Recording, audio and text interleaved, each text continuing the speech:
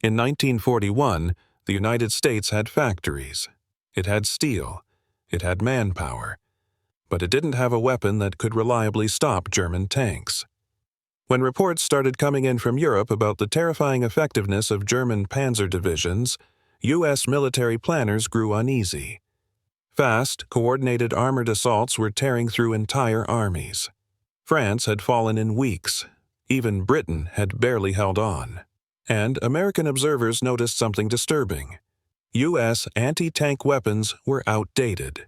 U.S. tank guns were underpowered. U.S. doctrine was still stuck in the last war. Meanwhile, German panzers were evolving fast. Thicker armor, better coordination, and battlefield tactics that stunned even experienced generals. Washington realized a brutal truth. If America entered the war, its soldiers might be outgunned on day one. So the War Department made a desperate move. Instead of relying only on subscribe to the channel and don't miss new war documentaries. Traditional weapons manufacturers, they turned to an industrial giant better known for light bulbs and home appliances, General Electric. At first, it sounded almost absurd. What did an electrical company know about stopping tanks? But GEE had something the Army desperately needed: advanced metallurgy labs, precision engineering experience, massive production capability, scientists used to solving problems no one else could. The Army didn't just want another gun. They wanted a breakthrough, something lighter, more powerful, easier to mass produce, something that could give American soldiers a fighting chance against German armor. GE engineers were handed a nearly impossible challenge. Build a weapon that can punch through a Panzer, but can be carried, produced fast, and used by ordinary troops. No one said it out loud, but this wasn't just a research project. It was a race against the clock, before American boys met German steel. And deep inside GE's labs, an unexpected idea was about to change anti-tank warfare forever. Inside the research divisions working with General Electric, engineers were testing every material they could find: harder steel, denser alloys, experimental cores. Nothing worked well enough. German armor was improving too fast. Then, one research team began revisiting an unusual idea from European physics papers. A principle most weapons designers had ignored because it sounded too theoretical for real battlefield use. Instead of relying on a shell to explode, what if the damage came from pure velocity and density? The concept was simple in theory. A small, extremely dense projectile, fired at extremely high speed, could concentrate force into a tiny area, enough to punch through armor not by blast but by sheer kinetic energy.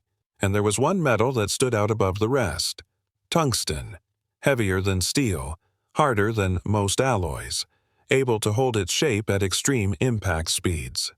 When GE engineers began experimenting with tungsten cores inside special high-velocity rounds, the early test results shocked even the skeptics.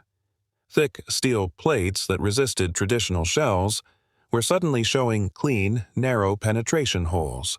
No massive explosion, no dramatic fireball, just a precise, violent transfer of energy straight through armor.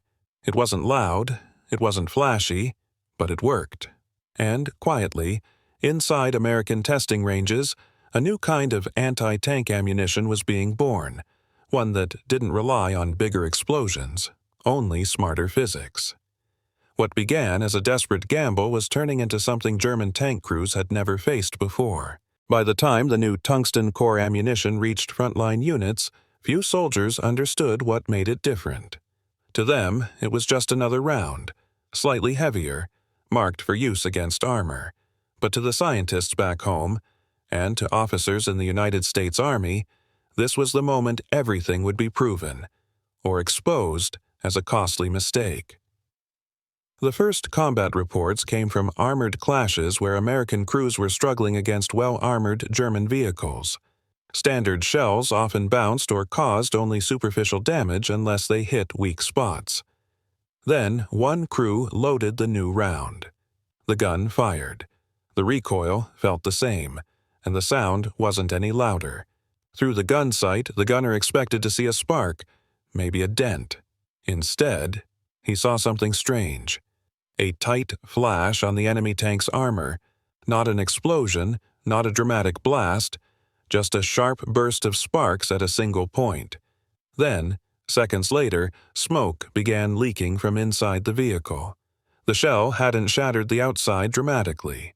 It had gone through. Inside the tank, the dense penetrator had torn through metal, equipment, and anything in its path. The damage was internal, catastrophic, and fast. Word spread quickly among crews. Aim steady. Use the new rounds. They go straight through. Tankers who had once feared frontal engagements now had a fighting chance, not because their guns were bigger, but because physics was now on their side. Back in the factories and labs, engineers studying battlefield reports realized the truth. What they had created wasn't just a better shell. It was the beginning of a new era of anti-armor warfare. One where precision, density, and velocity could defeat even the heaviest steel. And German armor, once seen as nearly unstoppable, was no longer invincible. The new tungsten core rounds didn't make headlines. They didn't roar louder. They didn't leave bigger fireballs. They didn't look dramatic on the battlefield. But reports began piling up. Enemy armor that once absorbed hit after hit was now being knocked out with fewer shots. Crews who had once relied on thick frontal plating for confidence started changing how they moved, how they angled their vehicles, how cautiously they exposed themselves. Something had changed, and they could feel it. For American units, the difference was just as clear. Gunners who once waited nervously for a perfect side shot could now engage more confidently. Tank destroyer crews refined their tactics. Ammunition officers requested more of the new rounds. Commanders noticed armored engagements ending faster. It wasn't a single battle that proved the breakthrough. It was a pattern. Across muddy fields, across dusty roads, across ruined villages and open plains.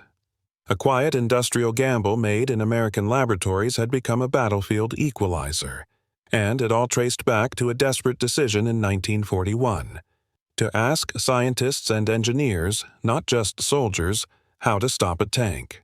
What they created didn't just solve a problem for that moment in the war, it helped start a new chapter in armored warfare, one where material science and physics would matter as much as armor thickness and gun size. The weapon wasn't loud. It wasn't flashy, but it changed the fight. And most of the men who used it never knew that far from the front lines, in factory labs and test ranges, a piece of dense gray metal had quietly rewritten the rules of survival. Subscribe to the channel and don't miss new war documentaries.